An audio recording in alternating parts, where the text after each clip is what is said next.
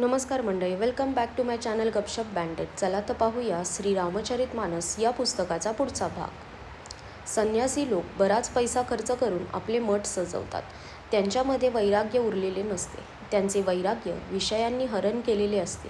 तपस्वी लोक धनवान आणि गृहस्थ दरिद्री हेतात अशी ही कलियुगाची लीला काही अवर्णनीय आहे. पुरुष हे कुलवती आणि सती असलेल्या पत्नीला घराबाहेर काढतात आणि चांगली वर्तणूक सोडून घरात दासी आणून ठेवतात. पुत्राला जोपर्यंत बायकोचा चेहरा दिसलेला नसतो तोपर्यंतच तो आपल्या मातापित्यांना मान देतो. सासूरवाडी आवडू लागली की घरचे लोक शत्रू होतात. राजे लोकपापमग्न होतात. त्यांच्यामध्ये धर्म राहत नाही. ते प्रजेला नेहमी अपराध नसतानाही शिक्षा देतात आणि तिची दुर्दशा करतात. धनवान लोक खालच्या जातीचे असले तरी कुलीन मानले जातात. ब्राह्मणांमध्ये ब्राह्मणाचे चिन्ह म्हणून फक्त जानवे उरते आणि नग्न राहणे म्हणजे तपस्वीपण मानले जाते. जे वेदांना व पुराणांना मानत नसतात तेच लोक कलियुगात हरिभक्त आणि संत म्हणवून घेतात. कवी पुष्कळ असतात, परंतु जगात कवींना आश्रय देणारा कोणी ऐकिवात येत नाही. गुणांमध्ये दोष दाखविणारे खूप असतात, परंतु कोणीही गुणी नसतो. कलियुगात वारंवार दुष्काळ पडतो. अन्नाअभावी कित्येक लोक तडफडून मरतात. हे पक्षीराज गरुडा, अशा त्या कलियुगात कपट, दुराग्रह, दंभ, द्वेष, पाखंड, मान, मोह, काम आणि मद हे संपूर्ण ब्रह्मांडात भरलेले होते. मनुष्य जप, तप, यज्ञ, व्रत, दान इत्यादी धर्म तामसी भावनेने करू लागले. इंद्रदेव पृथ्वीवर पाऊस पाडत नव्हता आणि पेरलेले धान्य उगवत नव्हते. स्त्रियांचे केस हेच आभूषण होते, दुसरे आभूषण उरलेच नव्हते आणि त्या नेहमी अतृप्त असत. त्या धनहीन आणि अनेक प्रकारची ममता असल्यामुळे दुःखी असत. त्या स्त्रियांना सुख हवे होते, परंतु धर्माबद्दल त्यांना प्रेम नसे. बुद्धी थोडीशी होती, परंतु त्या कर्कश होत्या. त्यांच्यामध्ये कोमलता नव्हती. मनुष्य रोगांनी त्रस्त होते, सुख कुठेच नव्हते. ते कारण नसताना अभिमान व भांडण करीत. 10-5 वर्षांसारखे अल्प जीवन, परंतु घमंडाशी जणू कल्पांत होईपर्यंत ते जगणार, त्यांचा नाश होणार नाही. कलिकालाने माणसाला हलाखीला पोचवले होते. कुणाला बहीण मुलगी यांचाही विचार उरला नव्हता. लोकांमध्ये संतोष नव्हता, विवेक आणि शांतपणा नव्हता. लहान थोर जातींचे सर्वच लोक भीक मागणारे झाले. ईर्ष्या, कठोर भाषण, लोभ हे मोठ्या प्रमाणात होते. समता नव्हती. लोक वियोग व शोक यांनी युक्त होते. वर्णाश्रम धर्म नष्ट झाले. इंद्रियांचे दमन, दान, दया आणि शहाणपणा कुणातही उरला नाही. मूर्खपणा, दुसऱ्याला फसविणे या गोष्टी फार वाढल्या. सर्व स्त्री पुरुष शरीराचे पालन पोषण करण्यामध्येच मग्न असत.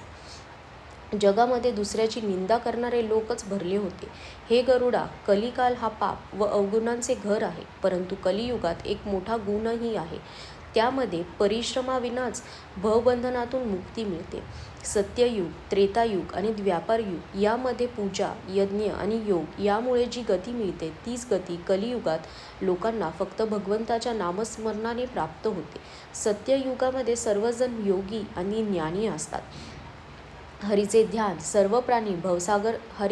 करून सर्व प्राणी भवसागर तरून जातात. त्रेतायुगात मनुष्य अनेक प्रकारचे यज्ञ करतात आणि सर्व कर्मे प्रभूंना समर्पित करून भवसागर पार करतात. द्वापार युगात श्री रघुनाथांच्या चरणांची पूजा करून मनुष्य संसारातून तरून जातात. दुसरा कोणताही उपाय नाही. आणि कलियुगात तर फक्त श्रीहरींच्या गुणांचे गायन केल्यानेच मनुष्याला भवसागराचा थांग सापडतो. कलियुगामध्ये योग, यज्ञ आणि ज्ञान नाहीतच. श्रीरामांचे गुणगान हाच एकमात्र आधार आहे. म्हणून सर्व आधार सोडून जो श्रीरामांना भजतो आणि प्रेमाने त्यांचे गुणगान करतो तोच भवसागर पार करून जातो, यात कोणताही संशय नाही. नामाचा प्रभाव कलियुगात प्रत्यक्ष आहे. कलियुगाचा एक पवित्र महिमा असा आहे की यामध्ये मनाने केलेले सुविचार पुण्यप्रद असतात, परंतु मनात येणारे कुविचार पाप ठरत नाहीत. मनुष्याने विश्वास ठेवला तर कलियुगासमान दुसरे युग नाही, कारण या युगात श्रीरामांचे निर्मल गुणगान करीत करीत मनुष्य विनासायास संसाररूपी समुद्र तरून जातो. सत्य, दया, तप आणि दान हे धर्माचे 4 चरण प्रसिद्ध आहेत. त्यापैकी कलियुगात दानरूपी एकच चरण मुख्य आहे. कोणत्याही प्रकारे दान दिल्यावर ते कल्याणच करते. श्रीरामांच्या मायेने प्रेरित होऊन सर्वांच्या हृदयामध्ये सर्वच धर्म नेहमी असतात. शुद्ध सत्वगुण समता, विज्ञान आणि मन प्रसन्न असणे या गोष्टी सत्ययुगाचा प्रभाव समजाव्यात. सत्वगुण अधिक असेल, थोडासा रजोगुण असेल, कर्म करण्यात प्रेम असेल आणि सर्व प्रकारे सुख असेल तर हा त्रेतायुगाचा धर्म होय. रजोगुण जास्त असेल, सत्वगुण फारच कमी असेल आणि काहीसा तमोगुण असेल, मनात हर्ष व भय असेल तर हा द्वापार युगाचा धर्म होय. तमोगुण जास्त असेल, रजोगुण थोडा असेल, चोहीकडे वैर असेल तर हा कलियुगाचा प्रभाव होय. पंडित लोक युगांचे धर्म मनात ओळखून अधर्म सोडून धर्मावर प्रेम करतात. ज्याला श्री रघुनाथांच्या चरणी अत्यंत प्रेम आहे त्याच्यावर युगधर्माचा प्रभाव पडत नाही. हे पक्षीराज, जादूगाराने केलेली जादू पाहणाऱ्याला न कळणारी असते, परंतु त्याच्या सहाय्यकावर त्याचा जादूचा पगडा बसत नाही. श्रीहरीच्या मायेने उत्पन्न केलेले दोष आणि गुण श्रीहरीच्या भजनाविना जात नाहीत. मनात असा विचार धरून सर्व कामना सोडून निष्काम भावनेने श्रीरामांचे भजन केले पाहिजे. हे पक्षीराज, त्या कलिकालामध्ये मी बरीच वर्षे अयोध्येत राहिलो. एकदा तेथे दुष्काळ पडला तेव्हा अन्नाअभावी मी परदेशी गेलो. हे गरुडा, मी दीन, उदास, दरिद्री आणि दुःखी बनून उज्जैनीला गेलो. काही काळ गेल्यावर व थोडी संपत्ती मिळाल्यावर मग मी तेथेच भगवान शंकराची आराधना करू लागलो. एक ब्राह्मण वेदविधीपूर्वक श्री शिवांची नित्यपूजा करीत होता. त्याला दुसरे काही काम नव्हते. तो श्रेष्ठ साधू व परमार्थ जाणणारा होता. तो शंभूचा उपासक होता, परंतु श्रीहरींची निंदा करणारा नव्हता. मी मनात कपट धरून त्याची सेवा करू लागलो.